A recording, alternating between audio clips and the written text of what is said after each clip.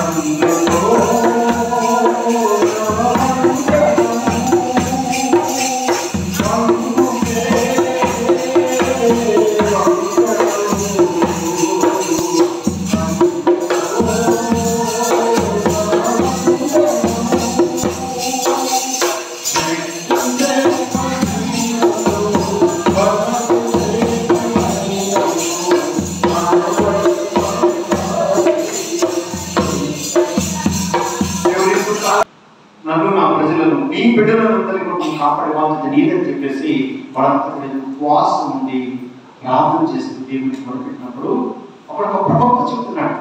ఆ ప్రవక్త ఏమన్నాడంటే, యెహోషాపాతు రాజా ఒకసారి 14వ వచనంలో అప్పుడు మతన్యాకు పుట్టిన యెహీయేలు కుమారుడైన బెరీయాకు జనమైన జకర్యా కుమారుడు ఆసాఫు సంతతి వాడు లేవీయులకు యెహజీయేలు సమాజం ఉండేను. యెహోవా ఆత్మ అతని మీదకి రాగా ఎప్పుడైతే ప్రజలందరూ శ్వాసం కన్నీరు కాస్తూ ప్రార్థన చేస్తున్నారో వెంటనే ప్రార్థన ఎవరు విన్నారంట? దేవుడు విన్నాడు. దేవుడు విని అక్కడ ప్రవక్తతో దేవుడు మాట్లాడుతున్నాడు, యెహజీయేలుతో మాట్లాడుతున్నాడు. ఏమని? యోధావారులారా, యెరూషలేము కాపరులారా, యెహోషాపాతు రాజా, మీరందరూ ఆలోచించి యెహోవా సేవించిన దేవునిగా ఈ గొప్ప సేవను మీరు భయపడకుడి, చేయకుడి. దేవుని యుద్ధము మీరు కాదు, దేవుడే. మనకి ఏ సమస్య వచ్చినా, ఏ బాధ వచ్చినా, ఏ కష్టం వచ్చినా మనం చేయవలసింది ఏంటంటే ఉపవాసం అంటే ప్రార్థన చేయాలి. ఉపవాసం అంటే దేవునికి దగ్గరగా ఉండి తల్లికి మనం ఎదుగుగా మనం చెప్తాము, తల్లికి ఎదుగుగా మనం చేస్తాము, మన బాధలు చెప్తున్నాము. అదే ప్రకారం మన తండ్రి నా దేవుడు మనం సృష్టించినటువంటి దేవుడికి మనం ఎప్పుడైతే మనం ప్రార్థన చేస్తామో మన ప్రార్థనలన్నీ కూడా దేవుడు ఆలకించి మనకు సహాయము చేయనుగాక అంటున్నాడు. భయపడవలసిన పని లేదు, వాళ్ళ గురించి చేయవలసిన పని లేదు. యుద్ధము మీరు కాదు చేసేది, మీ దేవుడే మీ పక్షంగా యుద్ధము చేస్తారు. గమనించాలి. మనం ఏం చేయాలి? వాస్తవం ఏంటంటే దేవుని దగ్గరగా మన మనసు, మన ఆలోచన ఎప్పుడైతే మనం దేవునికి సమర్పించుకొని ప్రార్థన చేస్తామో మన ప్రతి సమస్యను ఏం చేస్తాడు? ఆలకించి మనకు సహాయము చేస్తాడు. అప్పుడు యెహోషాపాతు ఏం చేశాడంటే, చూడసారి ఈ యుద్ధంలో మీరు పోట్లాడవలసిన యుద్ధం లేదు. యోధావారులారా, యెరూషలేము వారులారా, మీ యుద్ధ భక్తులు నిలబడి మీతో ఉన్న యెహోవా దయచేసి రక్షణ మీరు చూచెదరు, భయపడకుడి, చేయకుడి, జడయకుడి, రేపు వారి ఎదురు పోవుడి, యెహోవా మీతో కూడా ఉండదు. అప్పుడు యెహోషాపాతు సాష్టాంగ నమస్కారం చేసి ఎక్కడో కూర్చున్నాడు. ఆయన ఎక్కడో కూర్చుంది, ఆమె చూసి తీసింది. అంటే అప్పుడేంటి, ఆయన సన్నిధానంలో నిన్ను నన్ను అందరినీ కూడా చూస్తున్నాడు. నువ్వు ఏ సమస్యతో ఉన్నా చూస్తున్నావు. కాబట్టి నువ్వేం చేయాలి? ముందుగా ఆయన దగ్గర రావాలి. ఎలా కూర్చోడం కాదు, ముందు కూర్చోడం గొప్పది కాదు. ఆయన పాదాల దగ్గర కూర్చోడం అనేది ఒక వాక్యం మనకి. మరేమో కాదు ఎవరండి, మరే మాత్రం మనకు తెలుసు కదా. ఆమె ఎక్కడ కూర్చున్నాక యేసయ్యను పిలిపించింది ఎవరు? మాత్రం గారు పిలిచింది. మరి కూర్చుంది ఎవరు? దేవునికి పొందుకుంది ఎవరు? మరి అయ్యా మీకు శక్తి లేదు వీళ్ళందరూ రోజుపేట దేవుని పాత్రలే కొడుతుంటే మా సహోదరు నీ పాత్ర దగ్గర కూర్చుంది, నీకు శక్తి లేదు ఒకసారి చెప్పి పంపిరాదు ప్రభా. మరి ఆ మాట నువ్వు ఈ లోక సంబంధమైన దాన్ని పొందబడుతున్నావు, మరి ఉత్తమమైన దాన్ని మనం దేవుని దగ్గరగా ఉంటున్నాడు. ఏమన్నాడు? వాస్తవులు వాడు ప్రార్థన చేసినప్పుడు గాయకుడు ముందు పెట్టి ప్రార్థన చేస్తుంటే శత్రువులు వాళ్ళే కొట్టుకొని ఎక్కువ చల్లాచుకునే వెళ్ళిపోయాడు. ఒక్క యుద్ధము కూడా చేయలేదు. ఎవరు? యెహోషాపాతు ఇశ్రాయేలు ప్రజలు ఒక్క యుద్ధము కూడా చేయలేదు. శత్రువులు అందరూ కూడా దేవుడికి కూడా ప్రార్థన చేయించారు. కనుక ఈ సమయంలో మన జీవితంలో యెహోషాపాతు ఏ విధంగా నిర్ణయించుకున్నాడో, ఏ విధంగా ఉపవాసం ప్రదర్శించుకొని వారి కొరకు, దేశం కొరకు, ప్రజల కొరకు, తన కుటుంబం కొరకు ఉపవాసం ఉండి దేవుడి దగ్గరగా ప్రార్థన చేసినప్పుడు దేవుడే ఆ శత్రువులందరూ కూడా అర్థం చేస్తారు. కాబట్టి నా దేవుడిలో గమనించిన మనము కూడా ఆశీర్వాదకరంగా దేవుడికరంగా మనం ఏం చేయాలి? ఉపవాసంగా దేవుడి దగ్గరకు వచ్చి ప్రభువుని మనము అడిగితే మన సమస్యలన్నీ ఆయన తీసివేయనుగాక. అందుకని మనం ఎలా అడగాలి? దేవుడి దగ్గర కూర్చుంటే ఎలా ఉండాలా? ప్రకటన గ్రంథంలో చెప్తున్నాడు, నీవు ఉపవాసం ఉండి మనసు మార్చుకున్నాడు. నువ్వు మనసు మార్చుకొని చూడసారి ప్రకటన గ్రంథము 2వ అధ్యాయంలో 3వ వచనం పడుతున్నాడు. నువ్వు ఏ స్థితి నుండి పడిపోతుందో జ్ఞాపకం చేసుకుని ఆ మారు మనసు పొంది ఆ మొదటి క్రియను చేయము, అటు చేసి నువ్వు మారు మనసు పొందితేనే సరే అప్పుడు చేసి ఎట్లు చేసి అట్లు దేవుడు యొక్క చిత్తం చేసినట్లయితే లేని ఎడల నేను ఎదురు వచ్చి నీ దీపస్తంభమును దారి చోటు నుండి దీపస్తంభము తీసుకొస్తాను. ఏంటి దీపస్తంభం అనేది వచ్చాను. ఇదే వాక్యం ఎక్కడ చెప్పినట్టు ఇక్కడే చెప్పాను.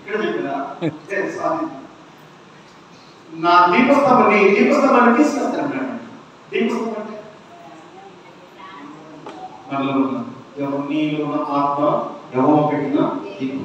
నువ్వు మార్పు తీసుకోకపోతే, ఈ మార్పు నొక్కోకపోతే, ఎవరికి మార్చుకోకపోతే నీలో ఉన్న ఆత్మను ఆయన. కాబట్టి నాకు మనలో ఉంటారంటే ఏం చేయాలి? మనలో కల్మోషం లేకుండా పవిత్రంగా ప్రార్థించాలి. యథార్థంగా ఉన్నట్లయితే యథార్థవంతుల ప్రార్థన దేవుడు. ఈరోజు మనం చాలా మంది చూస్తాం,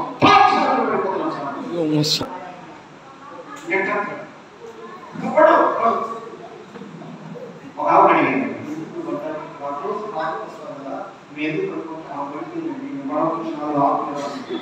అందుకే నేను పెట్టుకున్నాను. ఎవరంటే భక్తులమై కదా, భక్తులమై అంటే ఏంటి అని మనకు తెలుసు కదా. గుడ్డివాడు, గుడ్డి పక్షి ఎక్కడున్నాడు? ఆయన అపవిత్రమైన స్థలంలో ఉన్నాడు. ఎక్కడ? ఎరుకలో ఉన్నాడు. ఎరుక అనగా అపవిత్రమైన స్థలము. అపవిత్రమైన స్థలంలో దేవుని కూడా నివసించిన వీలు లేదు. అందుకని దావీదు కీర్తన చెప్తాడు, దుష్టుల ఆలోచన చొప్పున నడవక, పాపుల మార్గం నిలవక, అపహాస్యములు కూర్చుండే చోటు కూర్చుండక. మనం ఎక్కడున్నారట? దేవుడితో సహవాసం చేయాలి, దేవుడితో కూడా సహవాసం చేయాలి, లోకస్తులతో కాదు. లోకస్తులతో కాదు మనం చేయవలసింది సహవాసం దేవుడితో, దేవుడి బిడ్డలతో. ఎందుకంటే దేవుడు ఏమైనాడు? పరిశుద్ధులైనాడు. నేను పరిశుద్ధులు కనుక మీరును పరిశుద్ధులై ఉండాలని చెప్తున్నాడు. మరి మన లోకంతో ఉండాలి, దేవుడితో, దేవుడి బిడ్డలతో మన సహవాసం, లోకస్తులతో కాదు అంటున్నాడు. దుష్టుల ఆలోచన చొప్పున నడవక, పాపుల మార్గం నిలవక, అపహాస్యములు కూర్చుండే చోట కూర్చుండక యెహోవా ధర్మశాస్త్రమందు ఆనందించుచు. ఇప్పుడంట దేవరాత్రం ధ్యానించేవాడు ఎప్పుడండి? దేవరాత్రం మరి టైం ఆడుతుంది కదా, టైగర్ అయిపోతుంది. మేము పనిచేసి వచ్చాం, మొత్తం టైగర్ ముందు చెప్పాడు 10కి చేయాలంటే 9:30కే ఇప్పుడు వచ్చారు మీరు. ఎందుకన్నా? ఎందుకంటే ఉదయం రాత్రి ప్రతిరోజు మనం ఉదయం సాయంత్రం ప్రార్థన చేస్తున్నామా? బయట చదువుతున్నాం వచ్చింది కదా, నేను రోజు చదువుతున్నాను, రోజు చదువుతానమ్మా. మీరు చదువురా? మరి ఆశ్చర్యంగా సగం చదువుతారు, సగం పెడతారా? సొంత బైబిల్ ప్రతిరోజు గమనించండి. వచ్చిన నేను వచ్చిన మాట చెప్తాను, నేను చూసి బాగుందండి. దేవుని స్తోత్రం జరగాలి. నువ్వు నీతో మాట్లాడతాను, నీ బాధలో నీ శ్రమలో ఆయన నీకు ఆదరణ అనుభవిస్తాడు. అందుకే 91 కీర్తనలో 91 కీర్తన 14వ సంఘంలో ఒక చక్కని మాట రాయబడింది. ఎవరు కూడా 91 కీర్తన 14వ సంఘంలో అతను నన్ను ప్రేమించుచున్నాడు కనుక నేను అతను తప్పించదును. ఏమన్నాడు? అతను నన్ను ప్రేమించుచున్నాడు కనుక నేను అతను తప్పించను. ప్రేమించడం అంటే వ్యవస్థలో చదువుకున్నాం. ఆయన ఆజ్ఞలు కైకొనడే ఆయన ప్రేమించడం. ఆయన ఆజ్ఞలు ఎవరైతే కైకొన్నారో వారిని ప్రేమిస్తాడు ఆయన. కాబట్టి అది ఇక్కడ అతను నా నామం వినినవాడు కనుక, అతను నన్ను ప్రేమించడం కనుక నేను అతన్ని కనపరచను. కనుక నా దేవుడు కదా ఈ రాత్రి ప్రభుత్వ దేవుడు చెప్పిన ప్రకటనలో ఏమంటున్నాడంటే, నీవు ఏ స్థితిలోకి పడిపోయావో ఈ రాత్రి చెప్తున్నాడు. ఏ స్థితిలోకి పడిపోయావో ఒక్కసారి జ్ఞాపకం చేసుకో. నీ మనసు తెలుసు నువ్వేం చేస్తున్నావో, ఎక్కడ పడిపోయావో, ఎక్కడ దేవుడు దూరం పడిపోయావో నీ అంతరాత్మకు తెలుసు. నీలో ఆత్మ ఉంది. నీలో ఆత్మ ఉంది, దేవుని ఆత్మ ఉంది. ఆ దేవుని ఆత్మను ఒక్కసారి నువ్వు మనం ప్రదర్శించుకోగలిగితే, దాన్ని నువ్వు మళ్ళా ఓపెన్ చేయగలిగితే, నేను ఎక్కడ పడిపోయానో నేను ఒకసారి ఆత్మపరిశీలన చేసుకుంటే దేవుడు ఎక్కడ పడిపోయావో నీకు చెప్తాను. ఆ పడిపోయిన స్థితిలో నువ్వు లేచి మారు మనస్సు పొంది నీ మొదటి క్రియలు చేయను. బాప్తిసం పొందినప్పుడు ఎంత ఉత్సాహంతో ఆనందంతో ఉన్నావో ఆ మొదటి క్రియలు చేస్తున్నట్లయితే అప్పుడు నువ్వు చేసి మారు మనసు పొందుసరి లేని ఎందుకు వచ్చి నేను దీపస్తంభం దాని నుండి తీసివేయడు అంటున్నాడు. కనుక నా దీంట్లో ఒకసారి మారు మనసు పడి పరిస్థితులని దేవాలి. ఇక్కడ వచనమై కూడా ఏం చేశారంట? పడి పరిస్థితులు ఎక్కడున్నాడు? ఎదురుకోన్నాడు, శాపగ్రస్తమైన స్థలంలో ఉన్నాడు. అందుకే నేను పడి పరిస్థితులు ఉన్నాడు, దృష్టి కానుకున్నాడు, ఆదరణ లేని స్థితిలో ఉన్నాడు, ఆధ్యాత్మిక స్థితిలో ఉన్నాడు, మమకారం లేని స్థితిలో ఉన్నాడు, అందరి చేత ఆదరణ కోల్పోయిన స్థితిలో ఉన్నాడు. చివరికి యాచిస్తున్నాడు. అటువంటి సమయంలో యేసు ప్రభు ఆ మార్గంలో కూడా వెళుతున్నాడని గమనించి ఆ ప్రజల యొక్క సంతోషాన్ని విని అడుగుతున్నాడు, ఇంకా సంతోషం ఆ సంతోషం ఏంటో మాట్లాడేటప్పుడు ఎవరు చెప్తున్నారు? యేసయ్య ఈ మార్గం కూడా వెళ్తున్నాడు. ఈ మార్గం కూడా యేసయ్య వెళ్తున్నాడు అన్నప్పుడు వెంటనే ఈ భక్తులపై ఏం చేస్తాడ? కేకలు వేస్తున్నాడు. ఏమని? ఓ దావీదు కుమారుడా నడిచు. ఆ భయంకరమైన స్థితిలో, పడి పరిస్థితుల్లో, కూర్చున్న స్థితిలో, వాళ్ళు ఏమి కనపడకుండా దిక్కులేని స్థితిలో ఉండి ఓ దావీదు కుమారుడు కనిపించమని కేకలు వేస్తున్నప్పుడు యేసు ప్రభు దగ్గర వాళ్ళందరూ అన్నారు,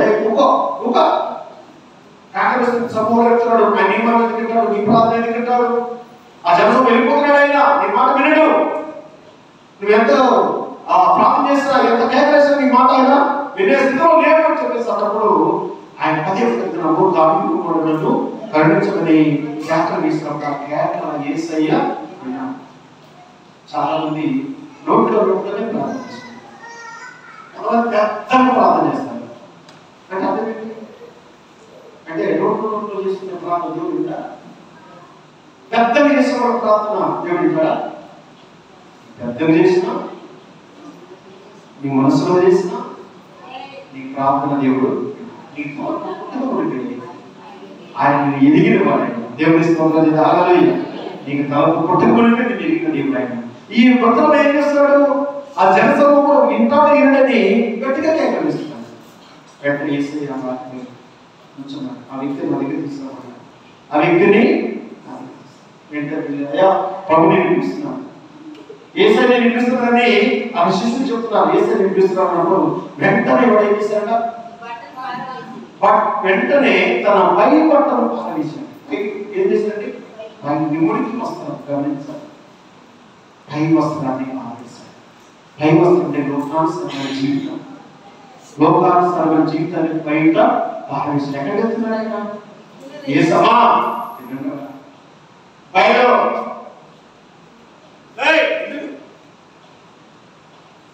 నేను ముగిస్తాను. మీ పద్యాలు ఉన్నారంటే ముగించండి అని. మీరు ఇంట్రెస్ట్ ఏంటో చెప్పచ్చు, కానీ పద్యాలు ఉంటే ముగించమని అర్థం. ఇప్పుడు ఎక్కడ మళ్ళీ ఎక్కడ తీసుకెళ్తాం మిమ్మల్ని? ఎక్కడ తీసుకెళ్తాం? ఎరుకోడు ఎక్కడికెళ్తున్నాం? ఎరుకోడు ఉన్న భక్తులమైంది. ఎప్పుడైతే యేసయ్య త్యాగం చేశాడో ఆ వస్త్రాన్ని, ఏ వస్త్రం ఇది? లోక సంబంధమైన జీవితం అనే వస్త్రాన్ని. ఇది నాకు అవసరం లేదు, ఇది నాకు అవసరము లేదు. ఎవరి దగ్గర వెళ్తున్నా? నేను యేసయ్య దగ్గరికి వెళ్తున్నాను. యేసయ్య ఎవరు? పరిశుద్ధుడు. ఆయన పరిశుద్ధుడి దగ్గరికి ఎలా వెళ్ళాలి? పరిశుద్ధంగా వెళ్ళాలి. ఇప్పుడు నాకు అవసరం లేదని ఆ వస్త్రాన్ని వెంటనే బయటకు తెలిసి చేతిలో ఉన్న చెప్పున కూడా బయటపడి. ఎందుకంటే చెప్ప ఇంకా ఆశించమని నాకు లేదు, నేను అనుకునే పని నా దగ్గర లేదు, నేను ఎవరిని అనుకునే పని నాకు అవసరం లేదు. ఎందుకంటే నా ప్రభుని పిలిచాడు. ఆయన సంపన్నుడు. సర్వజ్ఞానము తక్కువ చేయండి. సర్వజ్ఞానము చెప్పలేదా? సర్వజ్ఞానము సర్వసంపదలు ఆయన గుర్తుమైనవి. నేను ఎక్కడ వెళ్తున్నాను? ఈ విషయం వెళ్తున్నాను. సర్వజ్ఞానం కలిగిన వాడు, సర్వసంపద కలిగిన వాడి దగ్గర నేను వెళ్తున్నాను. కాబట్టి ఈ శక్తి నాకు అవసరము లేదు. యాక్చువల్గా దేవుడు ఇంకా కావాలి కదా, గుడ్డోడికి ఏం కావాలా? స్టిక్ కావాలి. ఎందుకంటే అది కొట్టుకుంటే నడవస్తుందేమో, అది కూడా పాలిస్తాడు. ఎందుకు? దీంతో నాకు అవసరము లేదు. ఆయన నాకు ఏమిస్తాడు? చూపిస్తాడు, పరిశుద్ధతనిస్తాడు. అనేటువంటి మాలిన్యమైన వస్త్రాన్ని తీసివేస్తే, మలినమైన మనసును తీసివేస్తే, ఈ లోకావసరమైన జీవితాన్ని తీసివేస్తే నా ప్రభు నాకు మంచి ఉదయాన్ని ఇస్తాడు, మంచి మనసు ఇస్తాడు, మంచి మనసు ఇస్తాడు. మళ్ళా నేను ఆశించే పని నాకు ఇవ్వడు. ఆయన వెంటనే వెళ్తాడని సమస్తాన్ని కూడా పారవేసి దిక్కులు వేసి యేసు ప్రభు దగ్గరికి వచ్చాడు. యేసు ప్రభు నీకేం కావాలి? నీకు ఏం కావాలా? నాకు మంచి ఇంటి ఇవ్వన్నాడా? నాకు బంగారం ఇవ్వన్నాడా?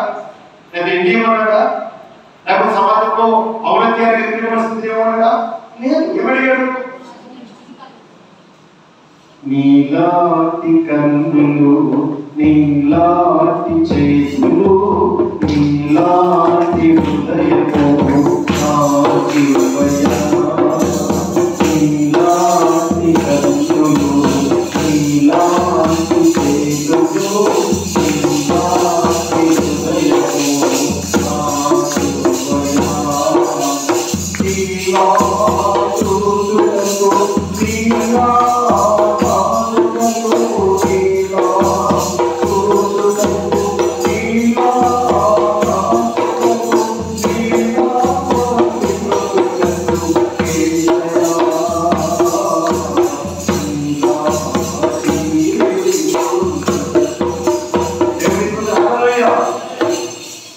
నీలా ఇప్పుడు వరకు నేను చీకటి చూశాను, చీకటిలో ఉన్నాను, ఎలా ఎదుగులో తెలియదు. నువ్వు పురుషుడు కనుక నీ లాంటి కన్నులు, నువ్వు ఈ చెడుతో ఎంతో ఆశ్చర్యం కార్యం చేశావయ్యా. నీ పరిశుద్ధమైన జీవితం నాకు, నీ పరిశుద్ధమైన హృదయం నాకు, అది చాలు. నాకు ఏం అవసరం లేదన్నప్పుడు వెంటనే నీ విశ్వాసమే నేను సొంతపరచుకున్నాను. దేవుని స్తోత్రాలు. వెంటనే అక్కడ సూపు పొందుకొని లోపలికి వెళ్ళాడా? యేసయ్యకి వెళ్ళాడా? ఏమండి? లోకానికి వెళ్ళిపోయాడా? మొదటి వచ్చిన ఒకసారి చదువుదాం. నీ దేవుడే యెహోవా మాట శ్రద్ధగా విని నేను నీకు ఆజ్ఞాపించుచున్నా ఆయన ఆజ్ఞలన్నింటినీ అనుసరించి నడుచుకునే కదా నీ దేవుడు యెహోవా భూమి మీద సమస్త జనముల కంటే నిన్ను హెచ్చించును. నీ దేవుడు యెహోవా మాట నిరుడియడలా ఈ జీవులనియు నీకు ప్రార్థించి నీ మీదకి వచ్చును. అప్పుడు నువ్వు పట్టణంలో దీవించకూడదు. నీ ప్రవర్తన నువ్వెంత ప్రార్థన చేసిన నీ ప్రార్థన నేను వినను అన్నాడు. కాబట్టి మనంతరంగా దేవుడు సమర్పించుకొని ఆలోచించుకొని ఒక్కసారి ఏ స్థితిలోని మళ్ళా పడితే ఆ స్థితిలో నువ్వు లేచి నిలబడి ప్రభువుకి నువ్వు సమర్పించుకుంటే నిన్ను, నీ కుటుంబాన్ని, నీ దేశాన్ని, నీ రాష్ట్రాన్ని, నీ సమస్త యావత్తు కూడా పాడి పంటల సమస్తాన్ని కూడా దేవుడు నిన్ను ఆశీర్వదించును గాక. దేవుడి మాట్లాడి మనందరి వినికిడిలో దీవించును గాక. తలలో వచ్చిన ప్రార్థన చేసుకుంటాం. తలలో వచ్చిన ప్రార్థన చేసుకుంటాం. మమ్మల్ని వ్యక్తిగా ప్రేమించిన మా ప్రేమలో తండ్రి, సకల ఆశీర్వాదములకు కారణభూతుడైన మా యేసయ్య వందనాలు. అయ్యా ఇదిగో తండ్రి, ఆత్మల సమయంలో ఈ లంకపల్లి అయా ప్యారిస్ అంతని నీ చేతులకు అప్పగిస్తున్నాం. సంఘాన్ని నీ చేతులకు అప్పగిస్తున్నాం. సంఘంలో ఉన్న ప్రతి కుటుంబాన్ని నీ చేతులకు అప్పగిస్తున్నాం. ప్రతి బిడ్డను కూడా ప్రభావం మీరు ఆశించి దీవించండి. ఏ స్థితిలో బిడ్డలు ఉన్నారో మీకు తెలుస్తున్నాయినా, ఏ స్థితిలో బిడ్డలు ఏ అవసరంలో వచ్చారో మీకు తెలుస్తున్నాయినా, అయా ఉదయం ఆస్తి వారు నీవే కనుక ప్రతి బిడ్డలు కూడా నీ ఎందుకు పరిపూర్తులు నిలుపుటకు సహాయం చేయండి. నీ ఎందుకు రాకులు జీవించడం సహాయం చేయ. నువ్వు ఏ స్థితిలో పడిపోయావో, ఏ స్థితిలో నీవు దేవునికి దూరమైన స్థితిలో ఉన్నావో ఆ స్థితిలో నీవు మళ్ళా పునఃప్రతిష్ఠించబడిన వాడవై మేము మనసు మార్చుకొని నీ యొక్క స్థితిలో మార్చుకుని దేవుడి దగ్గరికి వస్తే నేను ఆశీర్వాదాన్ని తెలియజేస్తాను. ఆయన ఇది అనేక విషయాలు ఆపదలో నష్టమైన అవసరం మొదలుపెట్టారు. ఆ రీతిగానే మా సంఘంతో నీకు మొదలుపెడుతుండగా ప్రతి బిడ్డ యొక్క అవసరం నీకు తెచ్చిందయ్యా. కుటుంబంలో ఏ సంవత్సరంలో ఉన్నారు, ఏ చోట్ల ఉన్నారు, ఏ బాధలో ఉన్నారు, ఏ ఇబ్బందులు ఉన్నారు, ఆర్థిక పరిస్థితులు ఉన్నారు, ప్రతి బిడ్డలో మీరు జ్ఞాపకం చేసుకున్నాయినా. ప్రతి బిడ్డకి శాంతి సమాధానం ఇవ్వండి. మీ ఆశీర్వాదం ఇవ్వండి ప్రభువా. అయ్యా మా సంఘటన సంఘ నాయకులను, స్త్రీలను, ఎవరి బిడ్డలు అందరూ కూడా మీరు పిలువలు పొందండి. ప్రతి బిడ్డ కూడా నీ ఎందుకు భయభక్తులు కలిగి ఆలయంలో